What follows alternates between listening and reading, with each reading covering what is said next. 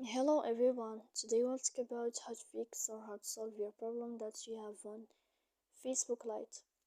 To know how to fix or how to solve your Facebook Lite problem, you should just go to settings. Here we click apps, default apps, app settings. Then this list you will enter to the window of Facebook Lite and you will enter. Here in this page we click on force stop and we click OK. Then we will enter to the window of storage.